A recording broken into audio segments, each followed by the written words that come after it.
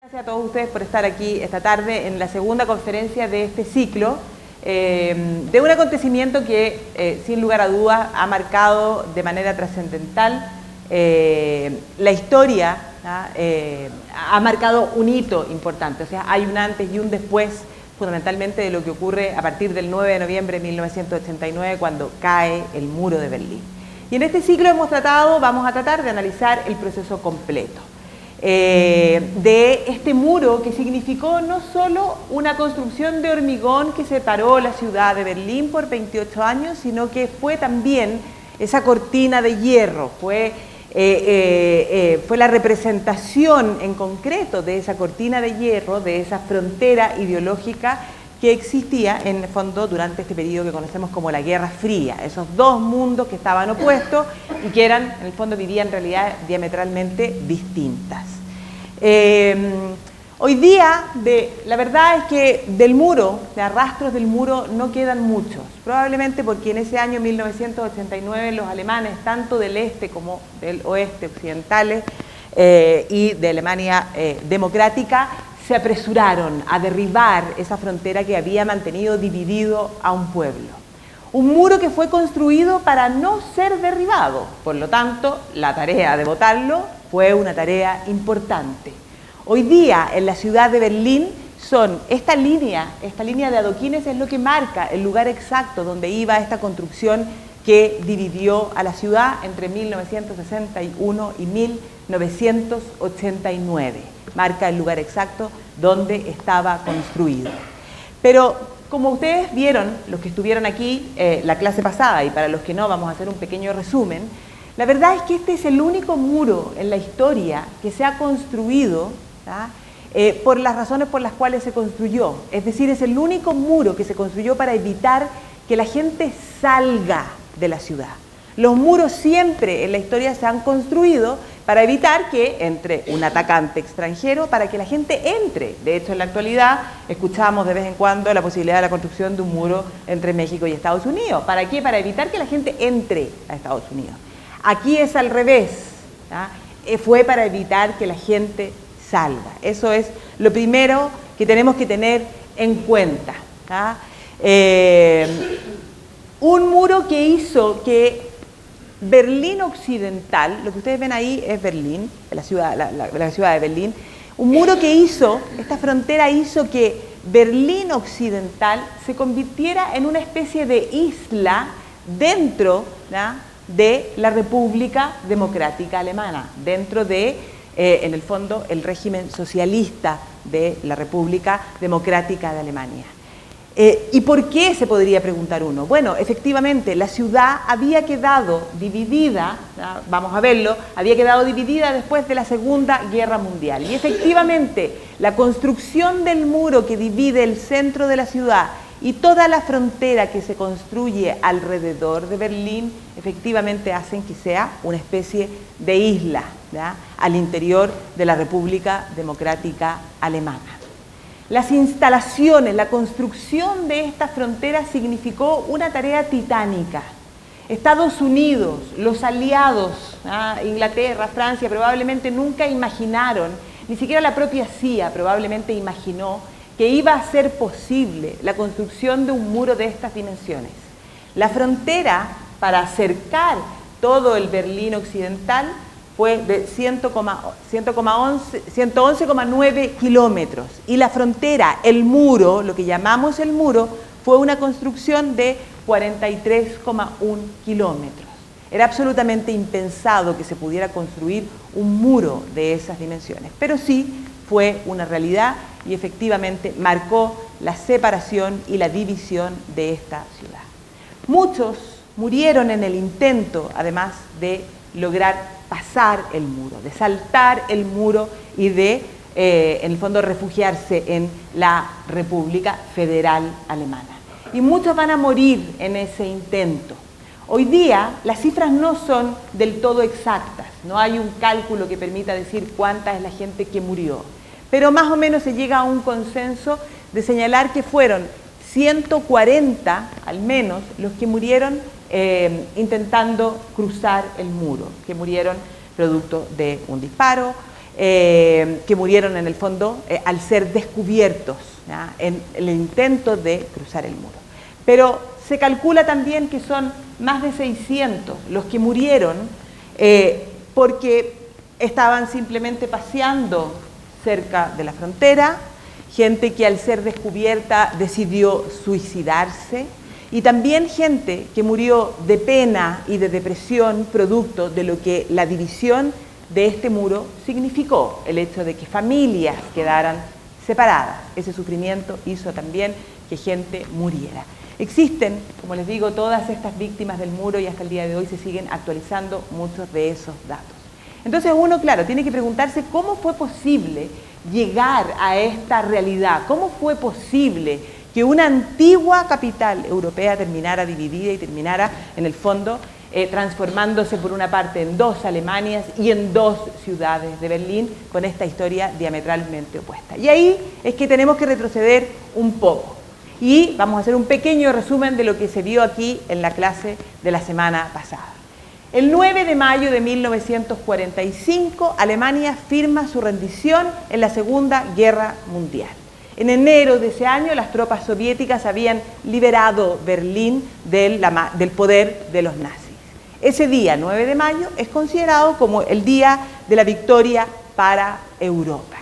A partir de ese momento, Joseph Stalin emerge como el gran líder. Y si uno se pregunta cómo fue posible que Stalin en el fondo tuviera y se levantara, efectivamente la Segunda Guerra Mundial, el éxito en la Segunda Guerra Mundial nos permite explicar en el fondo gran parte de ese liderazgo.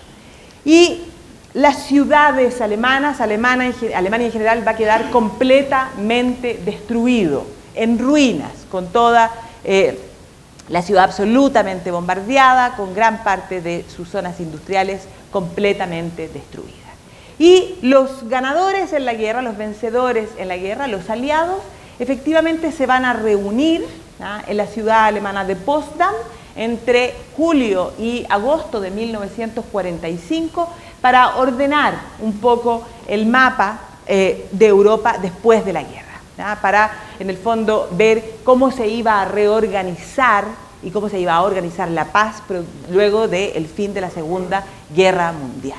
Un nuevo mapa político del continente. Y ustedes los pueden ver ahí en esa foto, en la primera de las conferencias, donde todavía está presente Winston Churchill y Stalin sale absolutamente de lo más sonriente. Han triunfado en la guerra y son todos del mismo bando, son los aliados. En la segunda de las reuniones ustedes ya pueden ver que la cara de Stalin ha cambiado un poco. Y aquí ya tenemos presente a Clement Attlee, ya por Inglaterra. Y efectivamente, Stalin va a comenzar a mostrarse bastante más intransigente a medida que avanzan las semanas y que avanzan en estas conversaciones. ¿Por qué? Porque Stalin no estaba dispuesto a retroceder ni a renunciar a nada de lo que había logrado someter en su avance en la guerra. Todos estos países que habían quedado bajo la órbita soviética ya ahora son parte de la influencia de Stalin y él no está dispuesto a retroceder hacia lo que era su frontera. Y por lo tanto va a imponer sus puntos en esta conferencia de Potsdam. Y eso es lo que finalmente explica que la solución que encuentran para Alemania va a ser dejar a Alemania dividida en 4 zonas de ocupación. Una por cada uno de los vencedores de la guerra. Una zona para la Unión Soviética, otra para los ingleses, otra para los norteamericanos y otra para los franceses. Poco a poco comienza a concretarse la división en 2 bloques. ¿Qué es lo que se tenía que lograr? Bueno, la desnazificación, se tenía que lograr asegurar que Alemania no pudiera, en el fondo, volver a militarizarse, una serie de aspectos para volver en el fondo, a democratizar a Alemania. Y no solo esta división se va a dar en Alemania, sino que el problema va a ser Berlín. Berlín quedó, si lo miramos aquí en el mapa, ahí está Berlín. Berlín quedó dentro de la zona de ocupación soviética. Y por lo tanto la decisión va a ser dividirla en las mismas 4 partes, ¿no? Un pedacito de Berlín para cada uno de estos aliados vencedores en la guerra.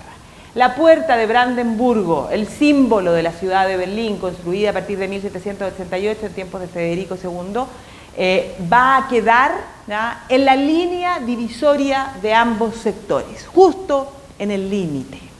La Unión Soviética se va a quedar con la parte más grande de Berlín, con el 40% de la ciudad y 1.100.000 habitantes.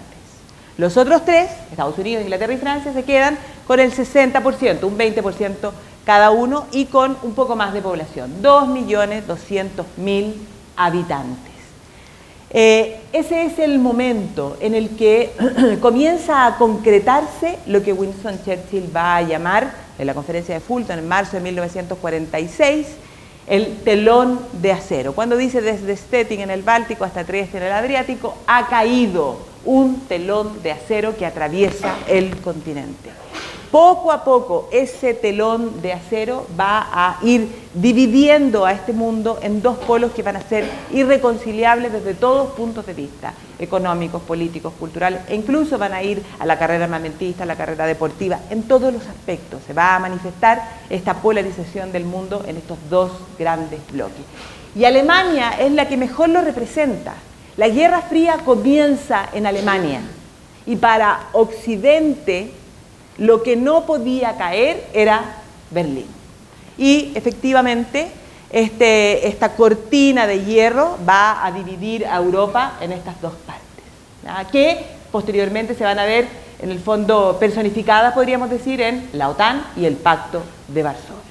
La parte occidental de Europa empieza una reconstrucción gracias al apoyo y a la ayuda del Plan Marshall, ¿ya?, que va a permitir la reconstrucción luego de la Segunda Guerra Mundial. Esa vieja Europa absolutamente en ruinas se construye gracias al aporte de los norteamericanos.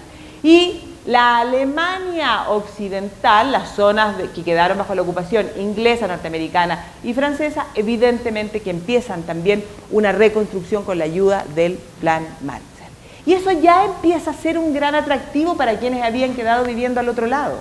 La parte occidental de la ciudad se está reconstruyendo, comienzan a producirse reformas, comienza a haber mercado negro, empieza a ser un atractivo lo que está ocurriendo ahí. Además, por esos mismos años, en esos mismos meses, en la parte británica, en la zona de ocupación británica, el señor Konrad Adenauer va a fundar el partido Unión Demócrata Cristiana, ¿ya? Se va a convertir en el fondo en uno de los líderes políticos más importantes y va a ser una figura clave en la conformación de la República Federal Alemana, y también Konrad Adenauer va a ser una figura clave en lo que es la conformación de lo que hoy día llamamos la Unión Europea.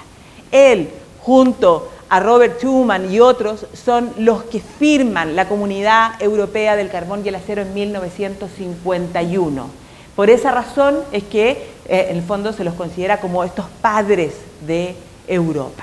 Y de la mano de Konrad Adenauer, efectivamente, en la parte de los aliados, digámoslo así, comienza a producirse una serie de reformas políticas.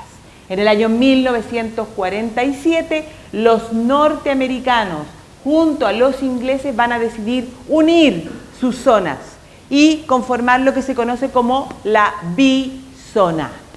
Un poco de tiempo más tarde, los franceses también van a unirse y van a conformar la trizona, van a unir, ¿ya?, sus distintas zonas de ocupación.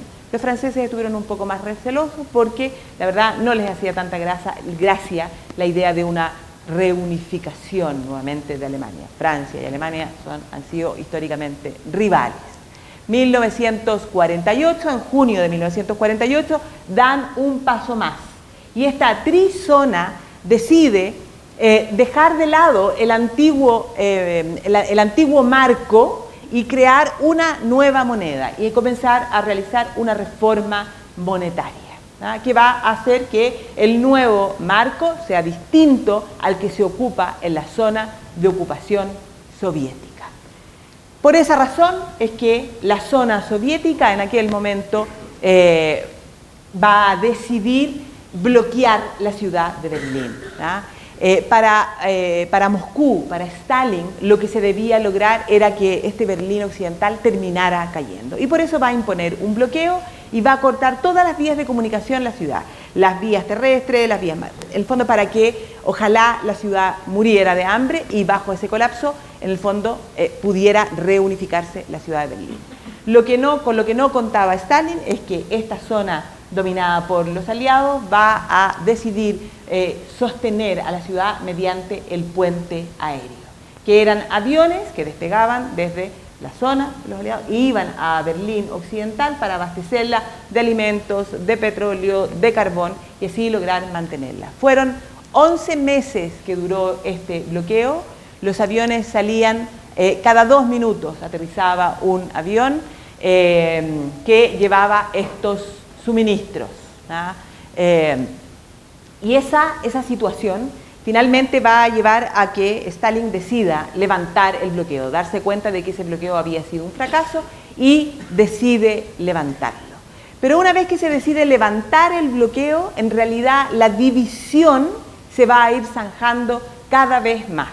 Porque la respuesta, en el fondo, esta crisis por la ciudad de Berlín va a tener como respuesta que las 3 zonas, que esta trizona en manos de los aliados va a decidir constituir en mayo de 1949 la República Federal Alemana, con capital en la ciudad de Bonn. Ustedes lo ven aquí.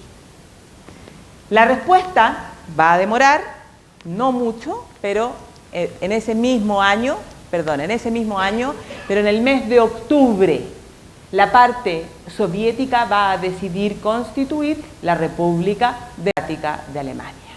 ¿Cuál va a ser la capital que esta República Democrática de Alemania va a elegir? Berlín Este. Y entonces comienza en el fondo a acrecentarse de cierta manera la crisis de la ciudad de Berlín. Tenemos ya 2 Alemanias, la de Alemania Federal y la Alemania Democrática. Pero la ciudad de Berlín, que permanecía dividida en estas 2 zonas, va a ser elegida como la capital de la República Democrática. Durante el primer tiempo, la comunicación entre la ciudad se va a mantener.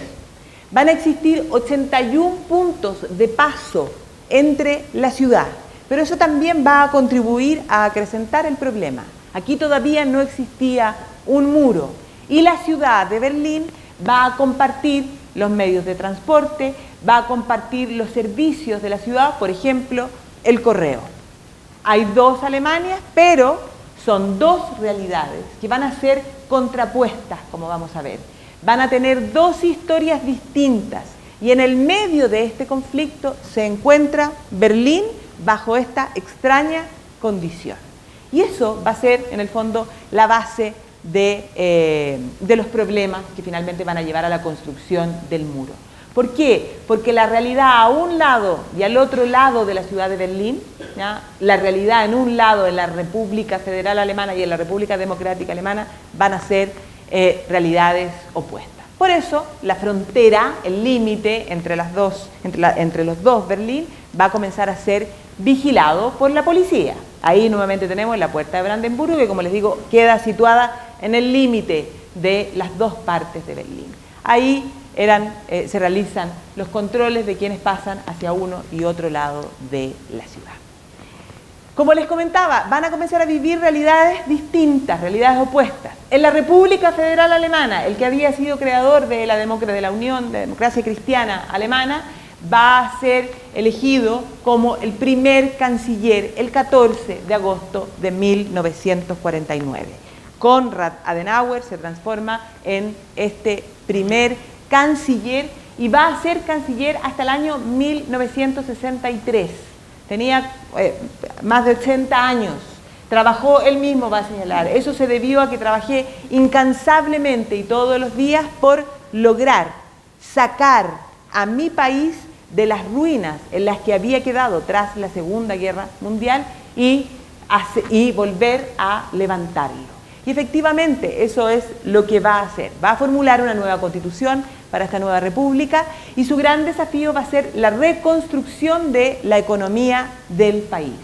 Además de lograr la en el fondo, el perdón por parte de los alemanes, la unión nuevamente del pueblo alemán.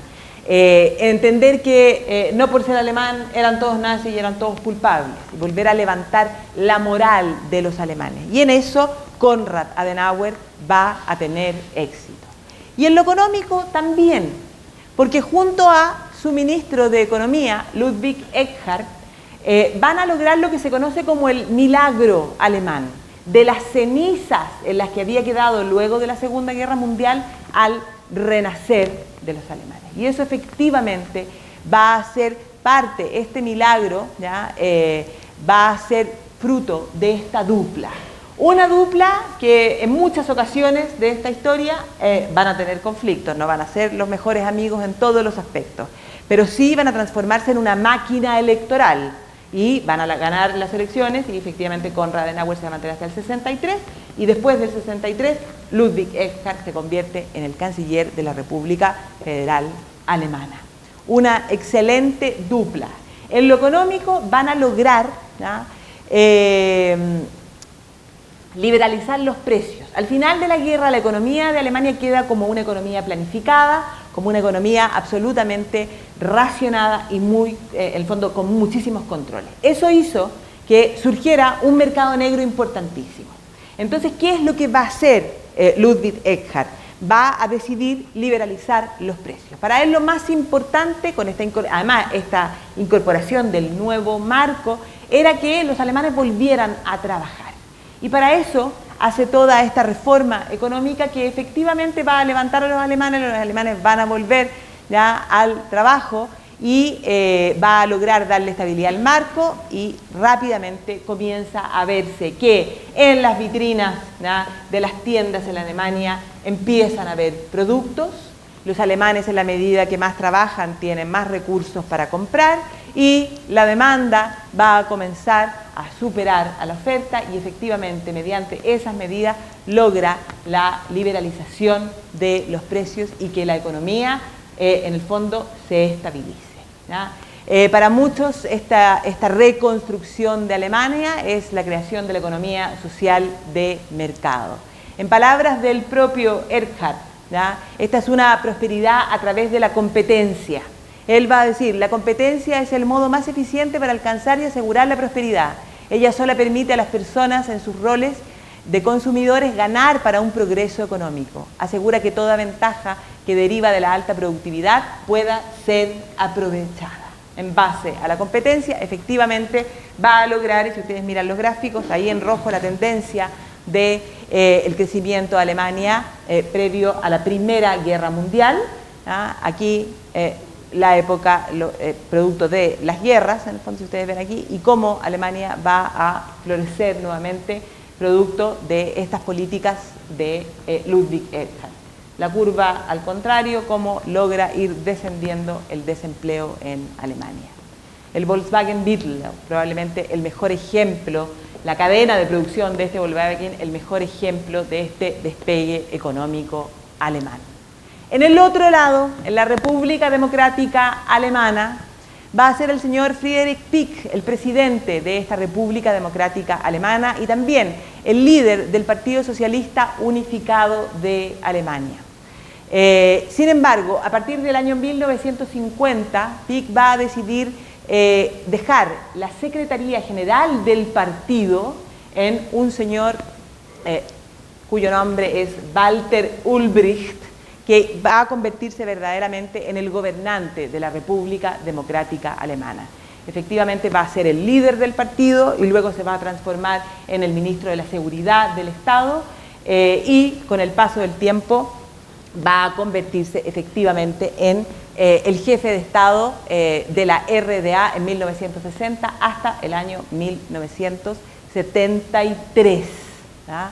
Walter Ulbricht va a ser, comunista desde sus inicios, va a conformar el partido desde muy joven, incluso va a estudiar en el Instituto Lenin de Moscú, va a ser tomado prisionero por los nazis y va a permanecer desde 1935 y va a permanecer preso hasta 1945. Y una vez que en el fondo se producen las separaciones, como les digo, se transforma en un líder importante del Partido Socialista de la República Democrática Alemana y fiel a sus principios va a iniciar una economía absolutamente planificada, siguiendo los dictámenes que venían desde la Unión Soviética en base a planes quinquenales. Y ya para el año 1952 el 80% de la industria de la RDA había sido nacionalizada.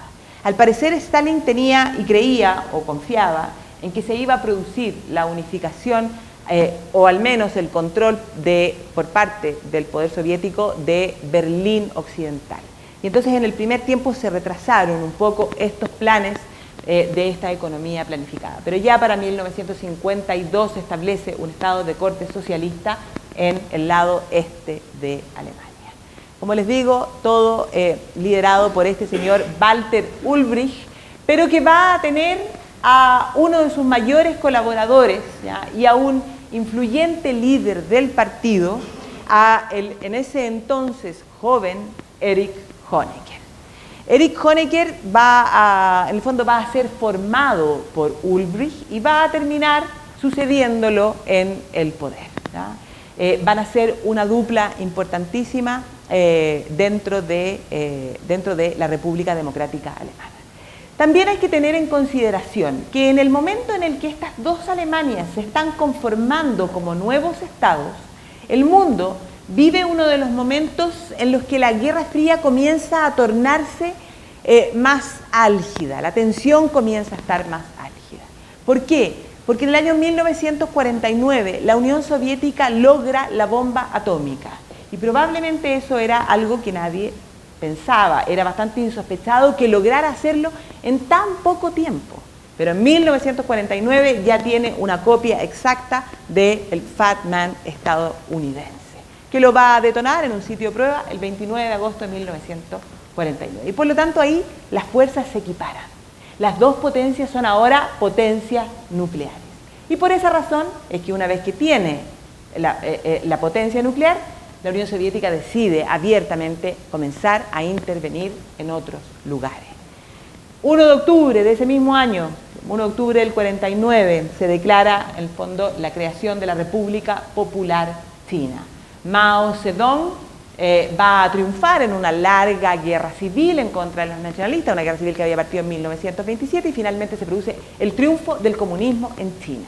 El país más poblado del mundo va a bascular, va a ir hacia la órbita soviética. Eso sí que va a espantar al mundo occidental. Y no solo eso. Aquí puse esta foto para que ustedes los vean. Aquí, ahí está Stalin, aquí está Mao y aquí está Walter Ulbricht, efectivamente. Todos eran amigos. Ese es el cumpleaños número 70 de Stalin. Están ahí en la celebración. Pero como les digo, no solo China, sino que también Corea. A partir de 1950, Stalin decide comenzar a colaborar con el régimen de Kim Il-sung. Kim Il-sung va y le pregunta a Stalin, los del sur no hacen más que darme problemas, ¿qué hago? Y Stalin le dice, golpéales. Y empieza la invasión del norte y el inicio de la guerra de Corea en 1950. Y no solo eso, sino que también la Unión Soviética y China, la recién creada República Popular China, van a comenzar a apoyar a un movimiento que se ha comenzado a desarrollar en Vietnam del Norte, liderado por Ho Chi Minh. En ese momento era todavía una lucha en contra del colonialismo francés, pero con el apoyo de las potencias, esto comienza también a transformarse en otro escenario de la Guerra Fría. En este momento estamos cuando las dos Alemanias comienzan a configurarse con el fondo, si vemos aquí el mapa de Asia completamente pintado de rojo. Bajo ese escenario nos encontramos y efectivamente lo que va a comenzar a ocurrir es que el éxito económico de la parte occidental va a ser, ¿ya?, uno de los principales problemas del Berlín Oriental, porque efectivamente mucha gente va a comenzar a buscar la manera de emigrar hacia la parte occidental. Va a ver el desarrollo económico que se está produciendo, va a ver el nivel de empleo que se produce en la parte occidental y buscan trasladarse a la ciudad. Y la policía no va a poder contener a todos quienes iban, normalmente, gente que vivía en la parte occidental y que iba a trabajar al Berlín del Este, o viceversa. No se podía controlar que en ese cruce efectivamente no hubiera gente que se quedara viviendo en la parte occidental. Y por ahí parten los problemas. Porque Berlín del Este va a perder alrededor de Alemania del Este va a perder alrededor de 100.000 personas al año. Stalin muere en 1953 y asume el poder en la Unión Soviética Nikita Khrushchev. Y Nikita Khrushchev al comienzo va a exigir que las tropas aliadas abandonen la zona occidental de Berlín. Pero eso no va a ocurrir. Va a ser solo una exigencia por parte de Nikita Khrushchev, como un modo de decir, esto se acabó y ahora es momento de que se produzca la unificación de la ciudad de Berlín y que quede dentro de la República Democrática Alemana. No va a ocurrir, todo lo contrario. En el otro lado, Konrad Adenauer va a seguir consolidando el poder de lo que era la República Federal. En 1955, Adenauer va a declarar el fin de la ocupación, es decir, estadounidenses, británicos y franceses dejan la Alemania federal y a partir de ese año la Alemania federal es un estado totalmente soberano, ya no hay ocupación de fuerzas extranjeras. Y eso no es todo. En ese mismo momento la OTAN va a decidir transformarse en un organismo permanente. Hasta ese momento y desde su creación había sido más bien una comisión política, pero producto de lo que estaba pasando en Asia, producto del triunfo del comunismo en China, producto de la guerra de Corea, producto de lo que está pasando y de las exigencias de Nikita Khrushchev, la OTAN decide transformarse en un organismo en el fondo permanente y va a aceptar a Alemania Occidental como miembro de esta organización del Tratado del Atlántico Norte. En un día como hoy, 9 de mayo, pero de 1955, Alemania entra en la OTAN. Y ese momento va a ser descrito como un momento decisorio en la historia de nuestro continente. La Alemania federal es parte de la OTAN.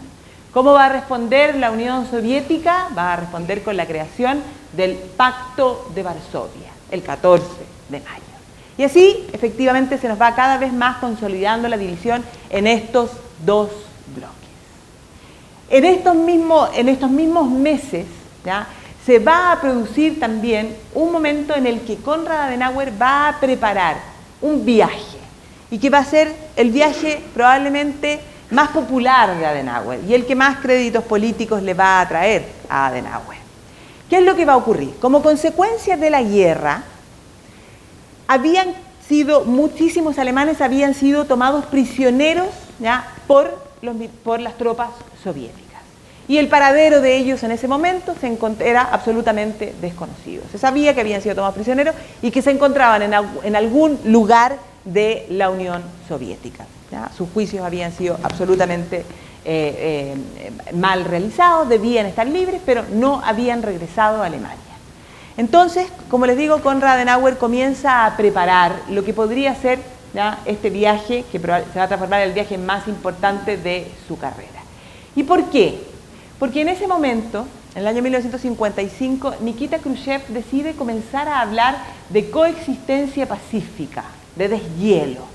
Y por esa razón va a invitar a Konrad Adenauer a venir a Moscú para tratar muchos temas y, lógicamente, dentro de ellos, tratar los problemas que afectan a toda Alemania y la idea de entablar relaciones diplomáticas. Konrad Adenauer vacila respecto de esta invitación de Nikita Khrushchev. ¿Por qué? Porque en el mes de julio de 1955 se debía realizar en Ginebra una reunión de los 4 aliados.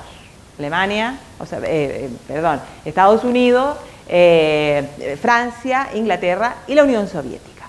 Entonces, en esa reunión, efectivamente, si Adenauer visitaba Moscú previo a la reunión, efectivamente podían generarse ciertas enemistades o odiosidades con los ingleses, con los norteamericanos, que podrían ver que Adenauer se está acercando a Khrushchev. Entonces, Adenauer decide no ir a Moscú. La reunión pasa y la verdad es que en esa reunión tampoco pasa nada tan importante. Pero Adenauer decide cancelar su viaje a Moscú. Y lo va a comenzar a pensar, va a vacilar sobre, en el fondo, la idea de poder ir a Moscú. Tiempo más tarde, él en sus memorias va a decir: teníamos que inclinarnos a un lado o a otro si no queríamos ser aplastados. Antes o después, uno de los dos grupos intentaría tener su parte del potencial alemán. Solo quedó una vía para salvar nuestra libertad política, nuestra libertad personal, nuestra seguridad, nuestra forma de vida desarrollada desde hacía muchos siglos y que tenía como base un concepto cristiano y humano del mundo. Una firme concepción con los pueblos y países que tengan las mismas opiniones que nosotros sobre el Estado, la persona, la libertad y la propiedad. ¿Ya? Una firme conexión con quienes creen lo mismo que nosotros. Lo plantea Adenauer en sus memorias. En ese momento se encontraba, en el fondo, sabía, ¿ya?, que iba a tener que moverse entre estos dos bandos, pero se va a decidir finalmente por apoyarse en el bando que tiene las mismas concepciones. Y ahí Adenauer va a decidir viajar a Moscú. Efectivamente va a visitar Moscú y va a lograr un acuerdo con Nikita Khrushchev. En primer lugar, se va a decidir establecer relaciones diplomáticas entre la Unión Soviética y la República Federal Alemana, ¿ya? Y también se va a lograr un acuerdo respecto de todos los prisioneros de guerra. El regreso de Adenauer, ¿ya?, a la ciudad de Bonn, hoy día el aeropuerto Konrad Adenauer, va a ser un regreso absolutamente triunfal. Y ahí se produce ese momento, que es un momento absolutamente emotivo, donde una madre que creía haber perdido a su hijo en la guerra, que había sido tomado prisionero de guerra, besa la mano de Adenauer y se hinca frente a él. Y él la levanta intentando hacer que ella no cometiera el acto de arrodillarse frente a él, y en el fondo se produce un momento que es absolutamente, ver la cara de esa señora es un momento absolutamente mágico, porque efectivamente Konrad Adenauer había logrado con Nikita Khrushchev el regreso, ¿ya?, de estos prisioneros. Muchas gracias, doctor Adenauer. Regresan alrededor de 10.000 prisioneros que, como les digo, hasta ese momento su paradero era desconocido. Efectivamente, esto le va a permitir a Adenauer que su partido sea el partido más votado en las elecciones del año 1957 y consolidar absolutamente su poder en la República Federal Alemana. Otra de las consecuencias que va a tener este viaje es que, como les decía, Alemania Federal va a entablar relaciones diplomáticas con la Unión Soviética, pero se va a establecer bajo lo que se conoce como la doctrina Hallstein, que significaba que la República Federal Alemana establecía relaciones diplomáticas con la Unión Soviética, pero con ningún otro país que reconociera a la Alemania democrática. ¿Por qué? Porque la Alemania Federal seguía considerando que esa era una zona que estaba ocupada por los soviéticos.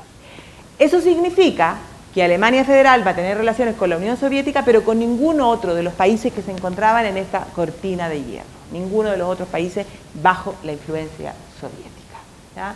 Una postura absolutamente inflexible al respecto. La República Democrática Alemana va a responder con lo que se conoce como la doctrina, efectivamente, la doctrina Ulbricht, que va a estar vigente hasta 1970 y que va a señalar absolutamente lo contrario. Ya no se va a establecer relaciones diplomáticas hasta que las dos Alemanias se reconozcan mutuamente. Eso va a hacer que los países de esta órbita soviética establezcan relaciones con la República Democrática Alemana, ¿ya? Entonces, en todos los ámbitos, como les digo, la historia va a ir distanciando lo que es estas dos realidades, que se veía absolutamente reflejado en lo que era la ciudad de Berlín. Y aquí es donde comienza el verdadero drama de Berlín del Este. Cada vez son más las personas que quieren dejar Berlín del Este para ir a vivir al oeste.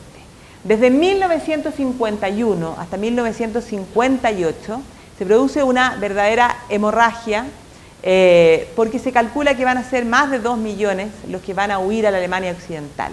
Y además, ¿ya?, el número aumenta a 3 millones de personas.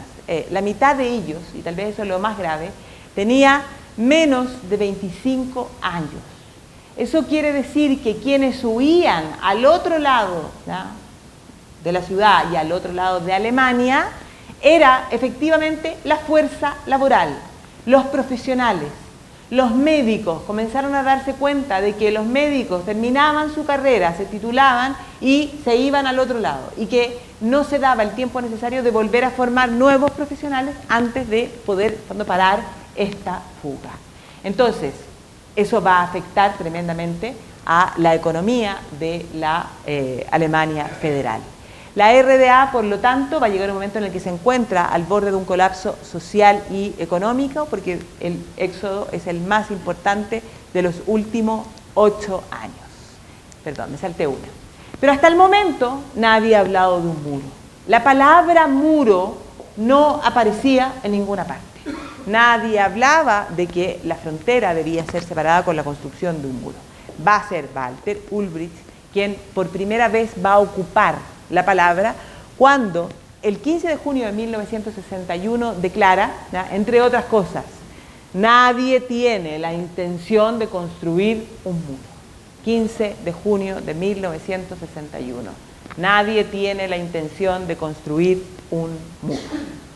Claro, no tenía la intención, supuestamente, de construir el muro, pero en ese mismo mes envía a custodiar a la frontera, ¿ya?, a numerosos soldados y policías, además de 45.000 oficiales de la Stasi, ¿ya?, de este Ministerio para la Seguridad del Estado, probablemente el servicio de inteligencia más exitoso que ha existido en la historia.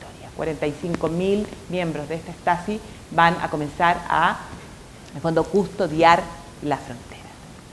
Y así como él dice, nadie ha pensado en construir un muro, efectivamente la construcción del muro era algo que venía planeándose en secreto, minuciosamente, planificando todos los detalles minuciosamente desde tiempo atrás. El plan era conocido por muy pocas personas, ¿no?, pero era liderado efectivamente por Walter Ulbricht y Erich Honecker, que era en ese momento el ministro de la Seguridad Estatal, ¿no? La construcción, el inicio del muro se va a llevar a cabo sin previo aviso, ¿no?, en la noche, en la madrugada del 12 al 13 de agosto de 1961. Y el día no fue elegido al azar, era un día domingo, la noche de un domingo, y además en verano, como yo les dijera, el domingo 12 de febrero del año para nosotros, ¿no? Nadie estaba muy pendiente, ¿ya?, efectivamente, de lo que podía estar ocurriendo, ¿ya? La fecha fue elegida de manera deliberada. Como les digo, el plan había sido preparado minuciosamente. Si se trataba de más de 42 kilómetros de frontera para dividir Berlín y 120 kilómetros para poder, ¿ya?, cercar toda la ciudad y dejarla como esa isla al interior de la República Democrática Alemana. La mañana del 13 de agosto, efectivamente, los berlineses despiertan y ¿con qué se encuentran? Con que ya hay 9 kilómetros de la frontera de la ciudad que se encuentra absolutamente llena de alambradas. De los 81 pasos que existían para cruzar por las dos partes de Berlín, solo estaban abiertos 12 que estaban bajo absoluto control solo para el cruce de extranjeros. Pero los berlineses ya tenían prohibido pasar de un lugar al otro. ¿Cuál va a ser la explicación que van a dar, ya, en el Consejo de Ministros de la República Democrática Alemana? Van a señalar que se había decidido la construcción, levantar este muro para poner fin a las actividades hostiles de revanchismo y militarismo de Alemania Occidental y Berlín Occidental. Se instalarán en la República Democrática Alemana, incluida la frontera con los sectores de ocupación occidentales de Berlín, tal como es habitual en cualquier Estado soberano. Se levantan estas barreras tal como es habitual en cualquier Estado soberano. Erich Honecker agregará o llamará a este muro el muro de protección antifascista. Esa es la explicación oficial. Pero como yo les decía, el muro se construye para dejar, ¿ya?, prisioneros a los habitantes de Berlín del Este, para que no puedan a abandonar la ciudad. Y a partir de aquí comenzamos a vivir realidades que son absolutamente dramáticas. Al comienzo, efectivamente, eran alambradas, ¿ya?, que marcan la frontera, pero hay familias que van a quedar divididas, amigos que van a quedar viviendo a uno y a otro lado. Y nadie va a poder cruzar a la otra parte. No sabían cómo iba a reaccionar la gente.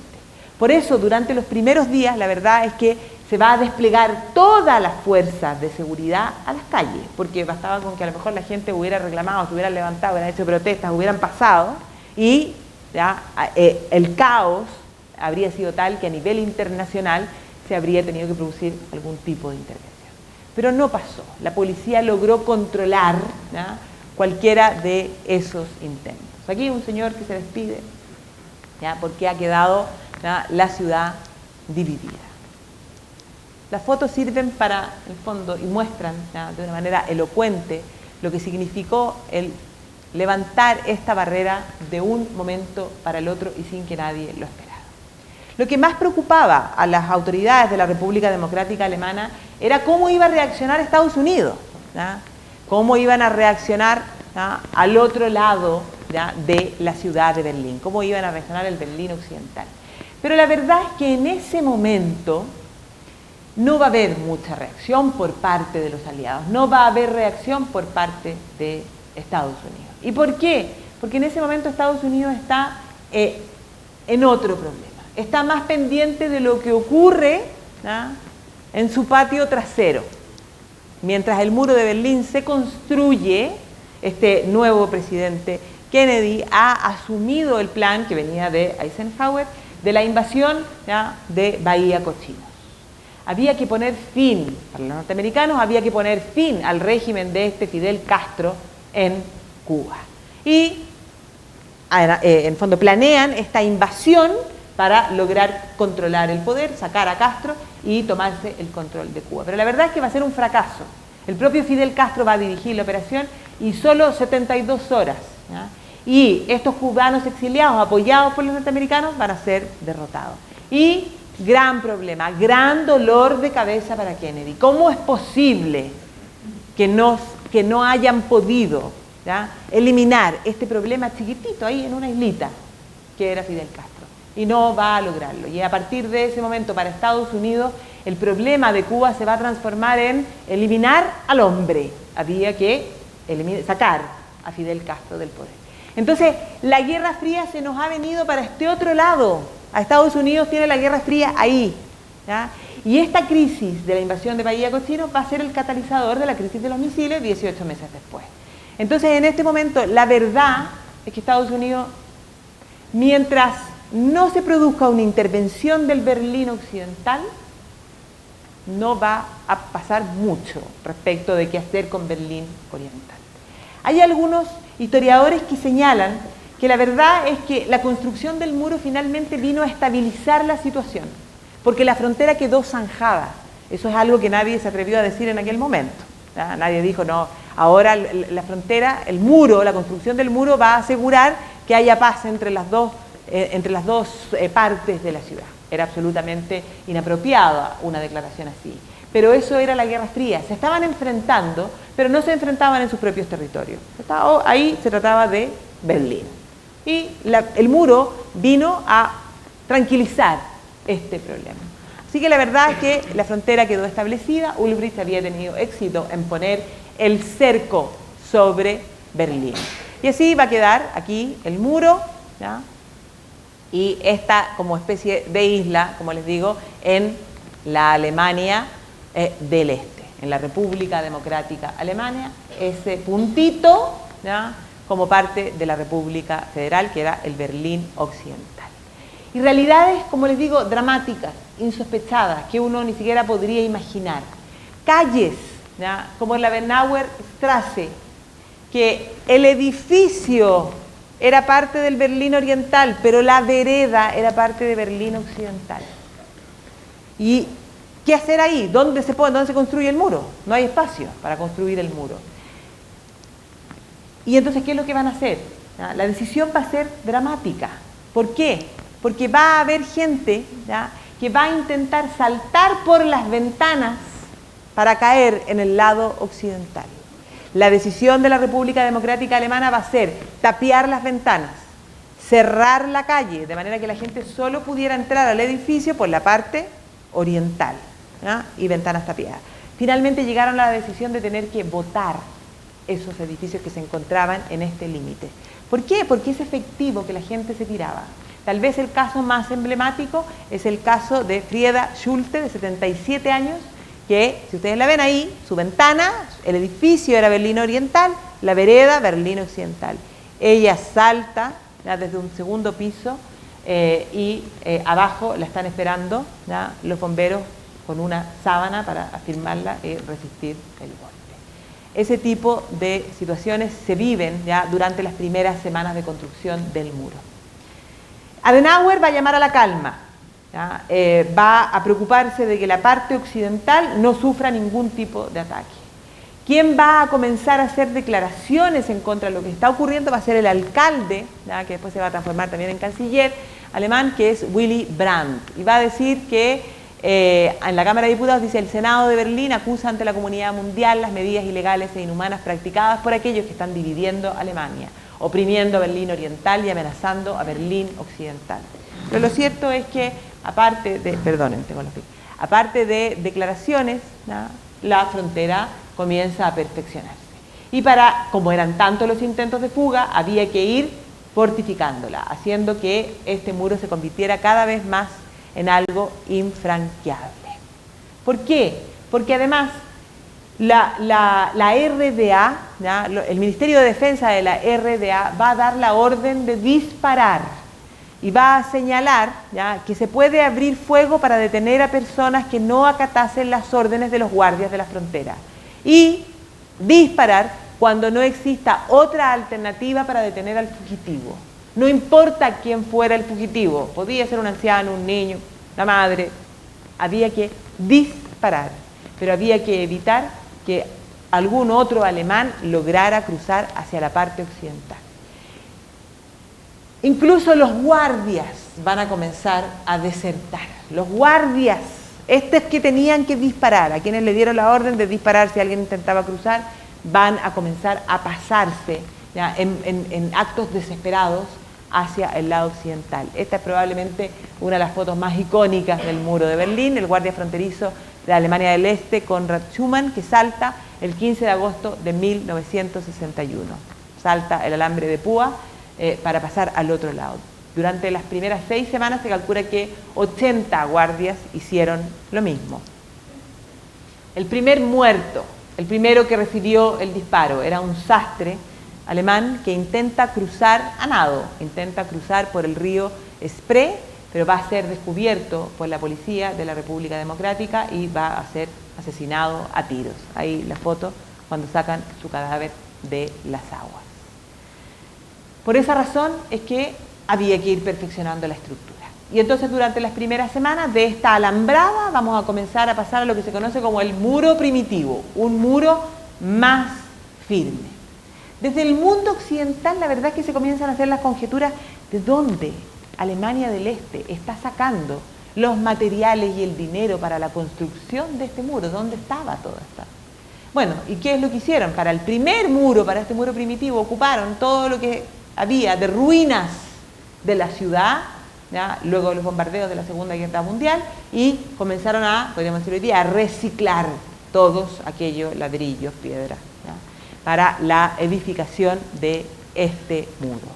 Y así comienza a ser cada vez una estructura más infranqueable, ¿ya? Cualquier cosa era buena para escapar, cortar los cables, saltar, tirarse de un edificio con una soga, cualquier método era efectivo para pasar al otro lado de Alemania. Y los intentos de fuga van a ser cada vez mayores. Pero para la República Democrática Alemana, esto era visto como la única posibilidad de darle vida a este Estado socialista, ¿ya?, detener la fuga de población. Y la fuga de población, ya que era la población activa y los profesionales.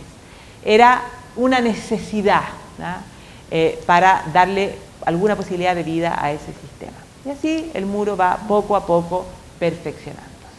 Ese es probablemente uno de los puntos más conocidos, ¿ya?, de lo que eran los pasos fronterizos del muro de Berlín. Si alguno de ustedes ha estado en Berlín, probablemente tiene una foto ahí, ¿ya? El Checkpoint Charlie, el Checkpoint C, ¿ya?, que era el paso fronterizo donde en el fondo podían pasar las fuerzas aliadas y los extranjeros a Berlín del Este. Para que no pareciera una frontera, se había mandado construir ahí esa pequeña casetita de madera donde se hacían los trámites de visado para pasar a las dos partes de la ciudad.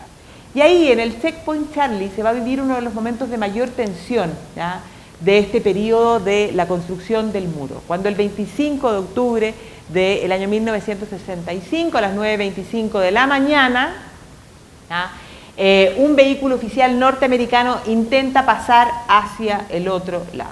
Y el oficial de la policía del lado del este le va a negar el permiso. Y ahí se va a producir el conflicto, porque los norteamericanos van a señalar, se están violando los acuerdos de Potsdam. Y los acuerdos de Potsdam habían asegurado que debía haber comunicación entre ambas partes de la ciudad. La decisión de los norteamericanos va a ser poner sus tanques en el Checkpoint Charlie mirando hacia la parte este de la ciudad. La respuesta del oficial soviético que se encontraba en la guardia va a ser: nosotros también tenemos tanques. Los tanques soviéticos se van a poner mirando a los tanques norteamericanos. Van a ser 6 días de tensión. En esos momentos en el que cualquier error, cualquier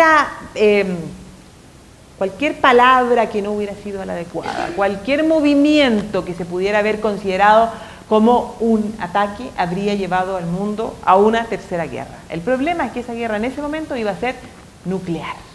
Así que los nervios, ¿ya?, de esos oficiales que estaban ahí a ambos lados, probablemente durante esos 6 días estuvieron absolutamente, ¿ya?, en alerta. Como les digo, fueron 6 días en los que se esperaba que se pudiera producir algún enfrentamiento. Van a ser 30 tanques por un lado y 30 tanques por el otro. Finalmente, no va a ocurrir. Las intensas conversaciones entre Alemania, Estados Unidos y la Unión Soviética van a llevar a Khrushchev a ordenar la lenta retirada de sus tanques y se va a calmar la situación. Khrushchev va a reconocer después a un periodista que esa decisión se debió a que efectivamente dar la orden de avanzar a los tanques significaba la guerra, dar la orden de retirada significaba la paz.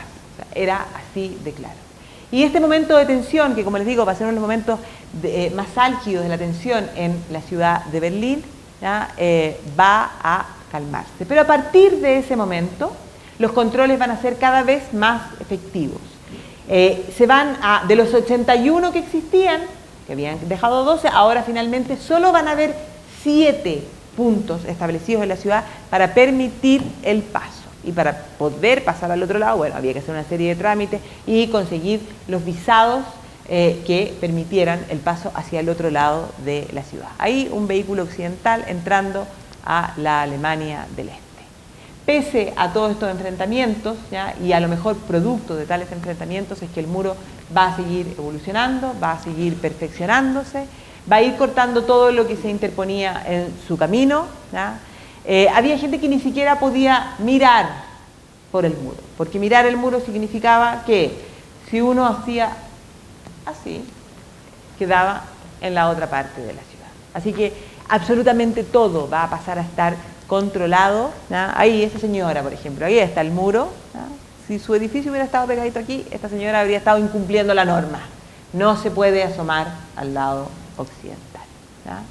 Otra de las muertes, ¿ya?, que probablemente más van a conmocionar a Alemania, a Berlín y al mundo entero, va a ser la muerte de este joven de 18 años, Peter Fechter, que muere el 17 de agosto del año 1962.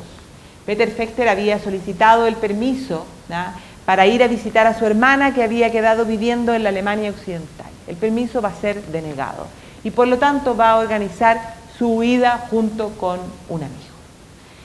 Y se van a lanzar desde el edificio amarrados en una sábana para caer en la tierra de nadie del muro. estaba el muro y había un trozo, en el fondo, que ya era parte, que quedaba como, el muro finalmente eran como 2 vallas, entonces había una parte entre los muros, y salta y caen ahí, y de ahí debían correr y saltar hacia el otro lado.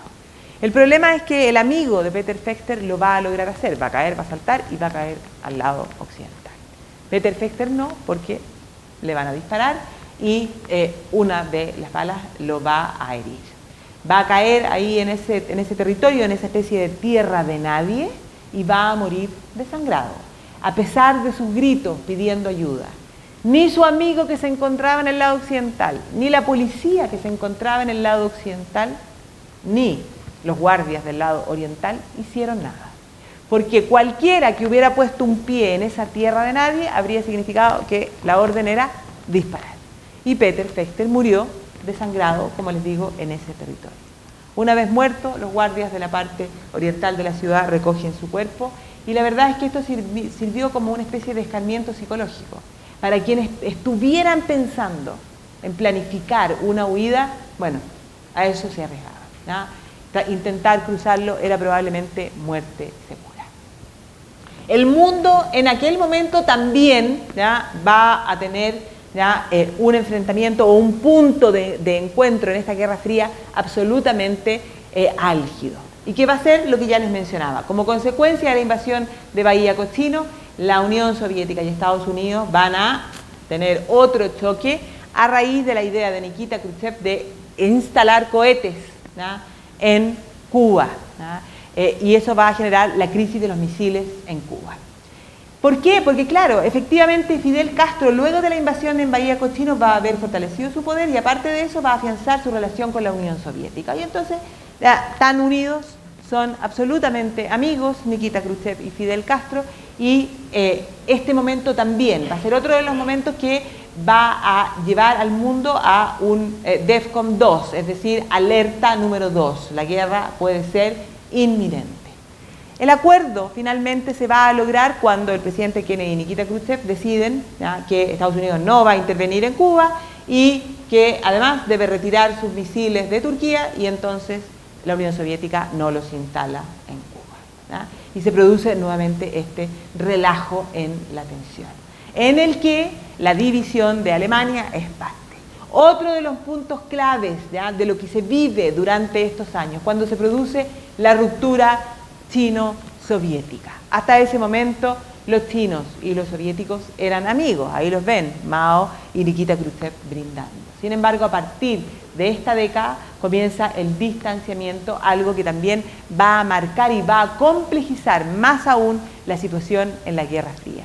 Y por esa razón es que probablemente los acontecimientos en Alemania siguen sin parar y nadie hace nada respecto de la construcción de este muro.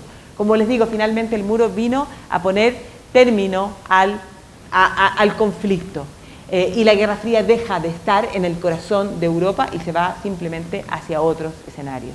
En 1963 se comienza a trabajar en un muro de segunda generación. Ahora bloques de hormigón. ¿Por qué? Porque se había visto que la forma de escapar era atacar con camiones, con autos e incluso con tanques, y por lo tanto el muro tenía que ser capaz de resistir a esas embestidas de estos ataques, ¿ah? Ahí esta es otra de las fotos absolutamente símbolo de lo que era el muro de Berlín, una señora que esperó durante horas antes de que efectivamente al otro lado aparecieran sus parientes y pudo saludarlos.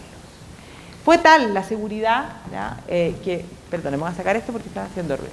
Era tal la seguridad en los puestos de control y cómo el muro se fue perfeccionando, que efectivamente la única forma, ¿ya?, de poder arrancar, de poder pasar al otro lado de la ciudad, fueron los túneles. La gente comenzó a salir incluso por los sistemas de alcantarillado, pero la policía de la RDA incluso llegó a poner rejas en estas redes de alcantarillado para que la gente no pudiera salir.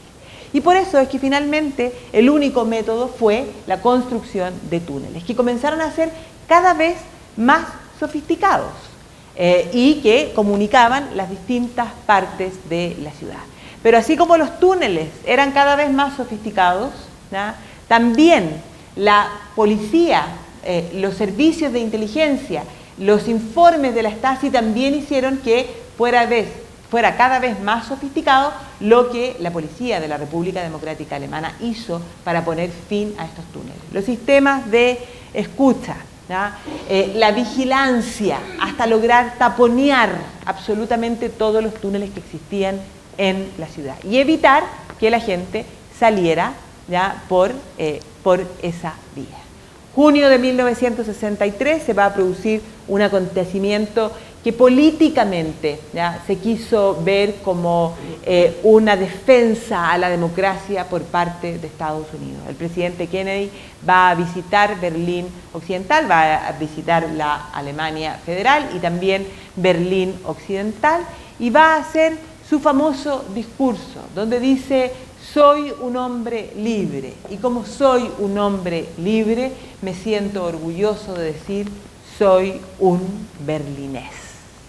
Y efectivamente eso alimentó las esperanzas de que efectivamente existía alguien en el mundo que iba a ser capaz, como les digo, de defender esa democracia. Va a alentar las esperanzas, pero Kennedy va a morir poco tiempo después, producto del atentado, y la verdad es que eso quedó como parte también de la historia de este muro de Berlín, como uno de los tantos discursos que se hicieron en relación a la construcción de este muro.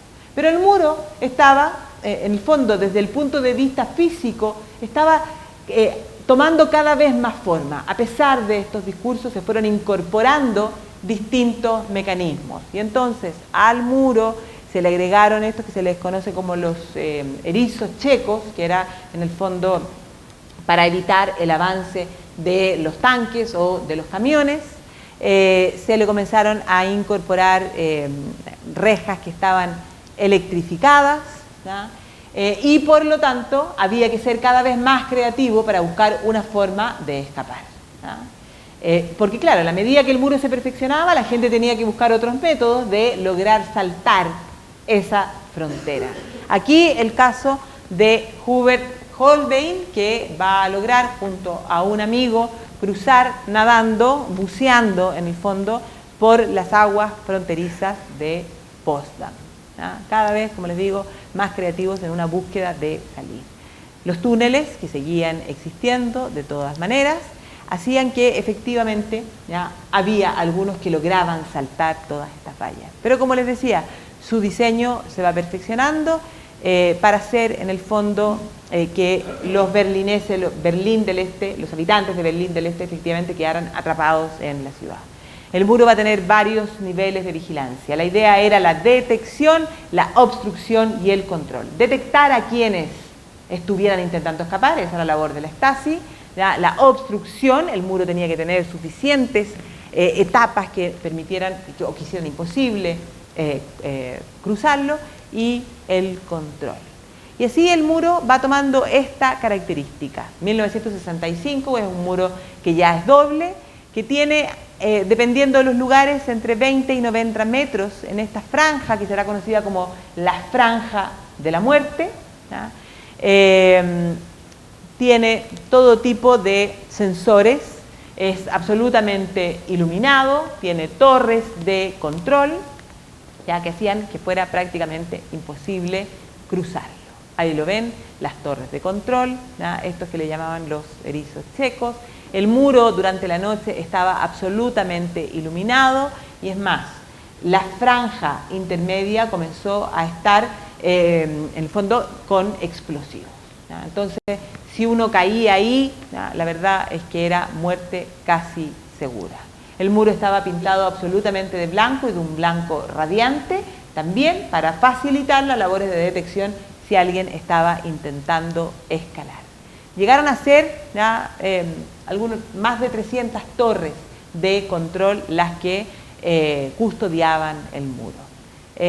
A partir de 1968 se hacen modificaciones ahora de un muro de tercera generación, y se agregan clavijas de acero al interior del muro para que en el fondo nada hiciera posible que el muro pudiera ser derribado. Perros, se agregan a partir del 68 perros absolutamente entrenados, perros que estaban amarrados con una cuerda larga, pero absolutamente controlados, para que que si el perro lograba moverse en toda la extensión que la cuerda le permitía, no llegara a encontrarse con el otro perro. Siempre quedaban separados para que no se produjera un ataque entre los propios perros, ¿ya?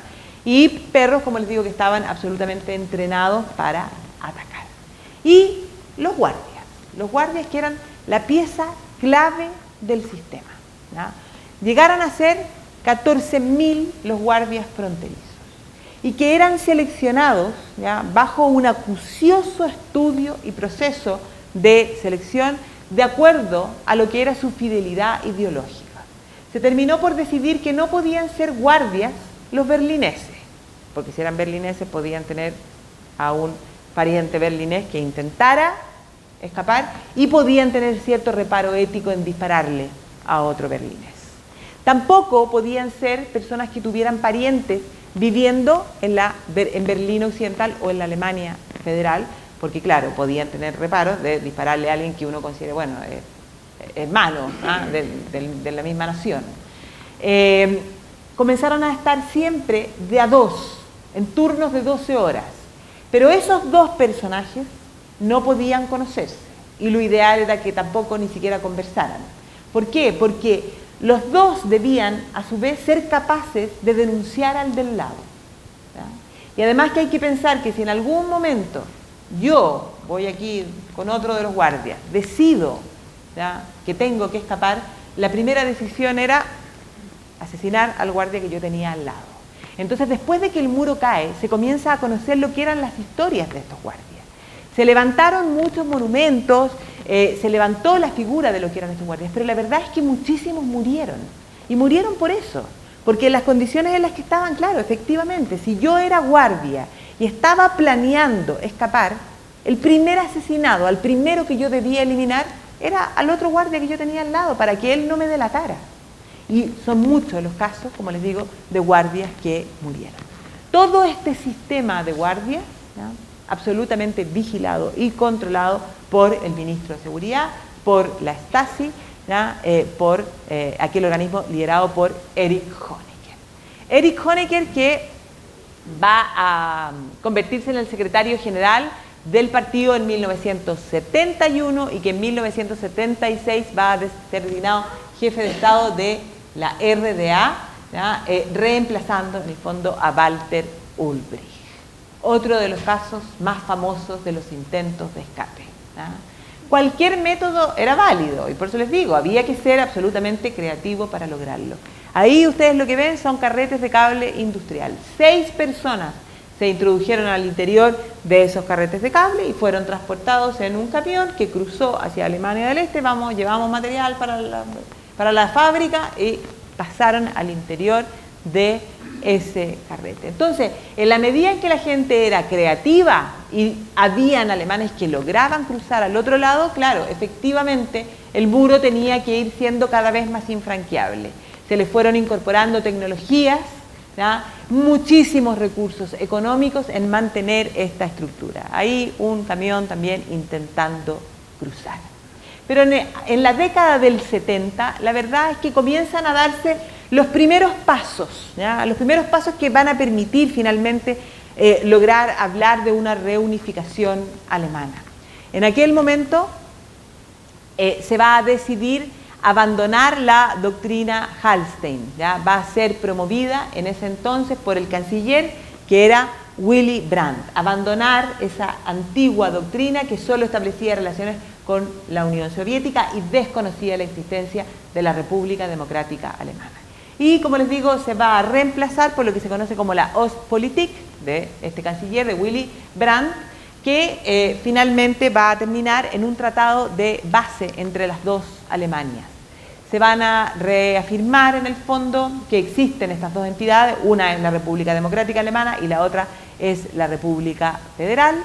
Va a haber intercambio de misiones diplomáticas y la admisión de ambos países en la Organización de las Naciones Unidas. Este tratado que, bueno, va a costar que se ratifique, sobre todo, evidentemente, en la Alemania Federal, va a entrar en vigor en 1973. Y como les digo, el haber abandonado esa política exterior que efectivamente desconocía dentro de la Alemania la existencia de la otra, ¿ya?, A partir de este momento, las dos Alemanias van a reconocerse. Y eso, como les digo, va a ser, ¿no?, uno de los primeros pasos que efectivamente van a permitir, ¿no?, la reunificación de las dos Alemanias. Pero a pesar de estas buenas intenciones en lo político, en la República Democrática Alemana, en 1975, se decide iniciar la construcción de un muro de cuarta generación en Berlín. Es decir, ir agregándole mayores sistemas de seguridad. Nuevamente van a ser hasta 4 metros de altura, ¿no? En la parte superior se va a decidir agregar esto, que es la típica estructura del muro, que es esta superficie semiesférica, para que, bueno, si finalmente alguien lograba intentar escalar, era prácticamente imposible agarrarse del muro. Y se van a establecer estos bloques de hormigón como con una forma de L, ¿se fijan?, para darle mayor sustentabilidad en el caso de que fuera atacado, por ejemplo, por un tanque o por un camión grande. Entonces quedaba con mayor firmeza en el suelo. Y tal vez el elemento más perturbador que incorpora este muro de cuarta generación son los sistemas de disparo automático. ¿Y por qué? Porque claro, se habían dado cuenta que con los guardias había problemas, porque los guardias son seres humanos y efectivamente había guardias que tenían esos reparos éticos al momento de disparar. Y entonces muchas veces no eran eficientes, no eran efectivos y no disparaban para lograr evitar que alguien escapara. Existía una especie de condecoración a los guardias del muro y que era lo que se conocía como la bandera Ulbricht, que decía: con Walter Ulbricht la victoria siempre. Y esa bandera se entregaba como premio a quienes habían asesinado a gente intentando cruzar el muro de Berlín. Una manera de decirle, ¿ya?, un muerto más, ¿ya?, viva la Alemania democrática. Porque claro, había que de alguna manera levantar la moral de aquellos guardias. Imagínense ustedes lo que era ser guardia del muro de Berlín. Entonces, claro, se comienzan a eliminar guardias y se comienzan a poner estos sistemas de disparo automáticos que ante el contacto, el movimiento, ¡pum!, disparaban. Y ya no hay una decisión humana de por medio.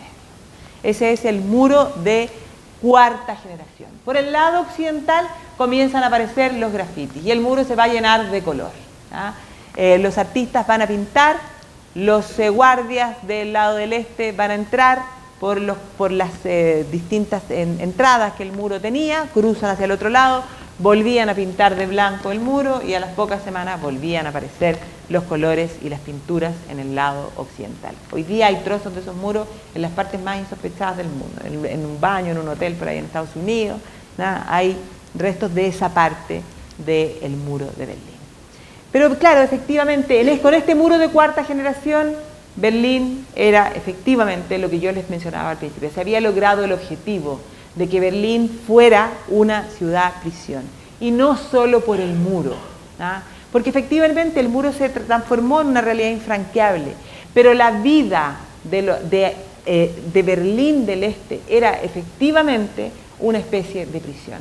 Porque los habitantes de Berlín del Este comenzaron a estar absolutamente vigilados y controlados por esta policía, ¿no?, por la Stasi. Este ministerio, en el fondo, que se había creado en 1950 y que efectivamente es considerado como el aparato de espionaje más potente que ha existido en la historia. Sus sistemas de escucha, sus teléfonos, todos los cables y conexiones que existían en toda la ciudad. Y además, los colaboradores que había en la Stasi. Hoy día se calcula que 1 de cada 50 alemanes era parte de esta red de espionaje.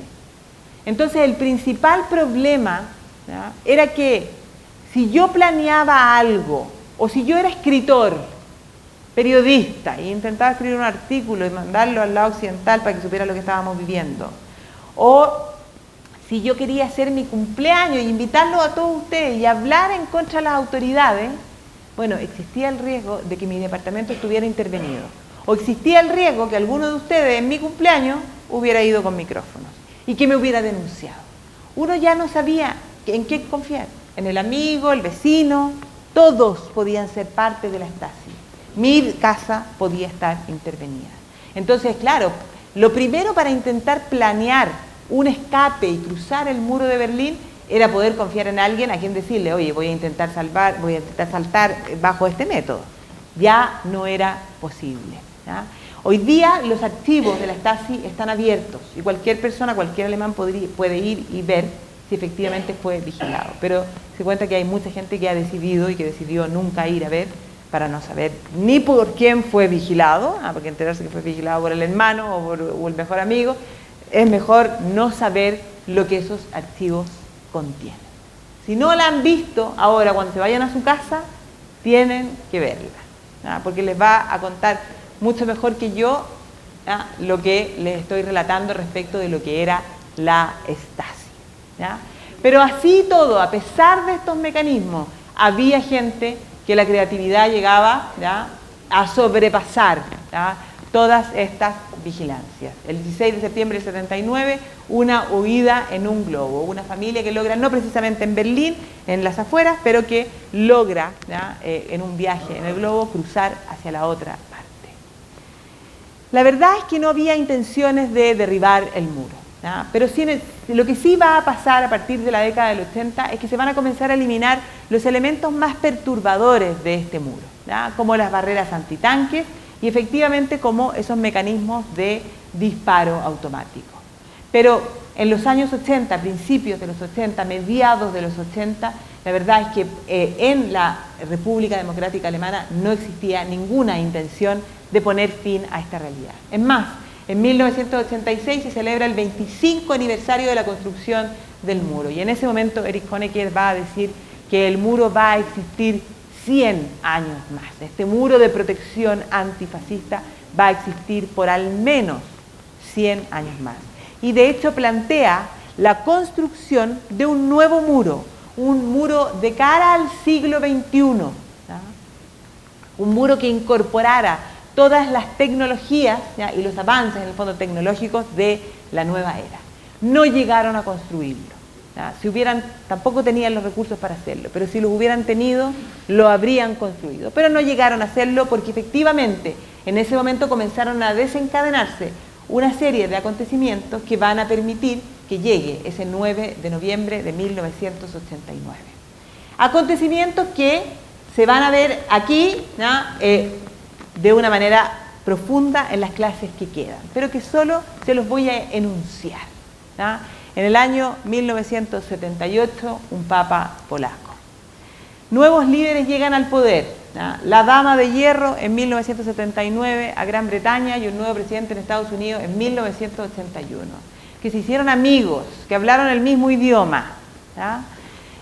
Y fundamentalmente otro de los cambios trascendentales sin el cual no podríamos explicar lo que ocurre, ¿ya?, es que en marzo de 1985 en la Unión Soviética Mikhail Gorbachev se transforma en el secretario general del partido. Tenía solo 54 años, y digo solo 54 años, ¿por qué? Porque uno de los elementos que va a generar crisis en el bloque soviético va a ser lo que se conoce como la gerontocracia. La Unión Soviética, el bloque soviético, había ido quedándose sin nuevos líderes, ¿ya? Y Brezhnev, que fue el último de los líderes fuertes, va a ser sucedido, ¿ya?, y todos los líderes que lo siguen, Andropov, Chernenko, no van a durar ni siquiera un año, o 15 meses, 11 meses en el poder, ¿ya?, y muere. Y por lo tanto, se produce efectivamente una crisis política en el sector. Mikhail Gorbachev va a partir siendo, ¿ya?, cercano amigo de Erich Honecker. Va a visitar Alemania Oriental en 1986 y ahí lo que ustedes ven es ese tradicional beso entre las autoridades del mundo soviético, que durante este periodo la verdad que en algunos casos fue bastante exagerado y además los medios de comunicación se encargaron de exagerarlo aún más. Pero partieron, ¿ya?, siendo amigos, pero esa amistad se fue resquebrajando rápidamente y poco a poco. Uno de los principales asesores en aquel momento de Gorbachev va a señalar que en privado Gorbachev decía que Erich Honecker era un cabrón, ¿ya? Y efectivamente esa relación comienza a quebrarse y Mikhail Gorbachev, frente a la crisis económica que se vive, ¿ya?, en la Unión Soviética, va a tener que comenzar a hablar de cambios, va a tener que comenzar a pensar en reformas. Y por esa razón es que comienza a hablar de glasnost, perestroika, ¿ya?, y la perestroika comienza a hacer que este sistema comience a flaquear y a sucumbir. Va a decir conversemos, y efectivamente va a conversar, va a señalar que no va a intervenir militarmente en los asuntos que están ocurriendo en la Europa del Este, que como les digo vamos a analizar en las próximas conferencias, y no solo va a conversar con los líderes occidentales, sino que se va a hacer amigo de esos líderes occidentales, ¿no?, ahí con Margaret Thatcher, y los acontecimientos en Berlín comienzan a tomar un curso que la verdad probablemente nadie ni siquiera imaginaba. Junio de 1987, el presidente Ronald Reagan visita Berlín, y ahí en la puerta de Brandenburgo va a dar otro de los discursos famosos en relación a Berlín, cuando dice: Mr. Gorbachev, tear down this wall. Y quedó en la retina, ¿ya?, de que el presidente de Estados Unidos era el responsable, a quien debíamos agradecerle que efectivamente el muro había caído, porque él llama a Gorbachev a votarlo. Pero la verdad es que no fue así, ¿ya?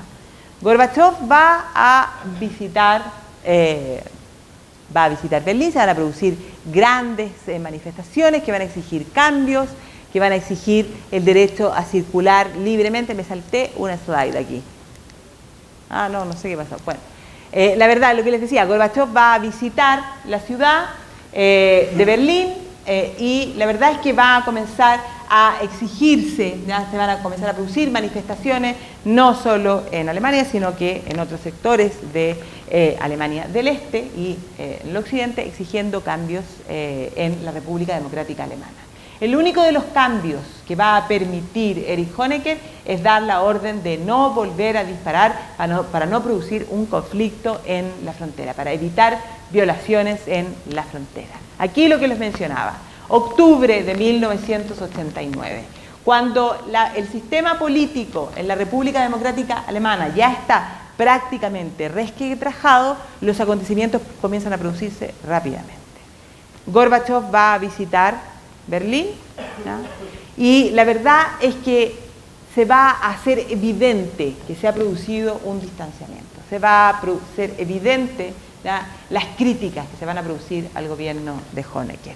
Y la ciudad, los manifestantes, ¿ya?, en estas grandes aglomeraciones van a comenzar a señalar Danke Gorbi, gracias Gorbachev. Y ese Danke Gorbi se va a transformar en una especie de eslogan de todo lo que está ocurriendo paralelamente a este momento.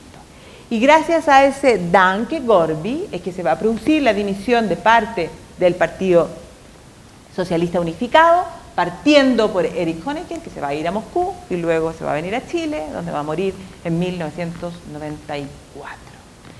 Y le va a tocar a este señor, Egon Krenz, las últimas semanas de esta historia que va a tener un momento clave en esta conferencia de prensa, 9 de noviembre de 1989. Günther Schabowski va a declarar algo que va a dejar a la gente que no entendí, no lo puedo creer. Pero entre ese no entendí, no sé, no lo creo, no lo puedo creer, se va a producir algo absolutamente impensable.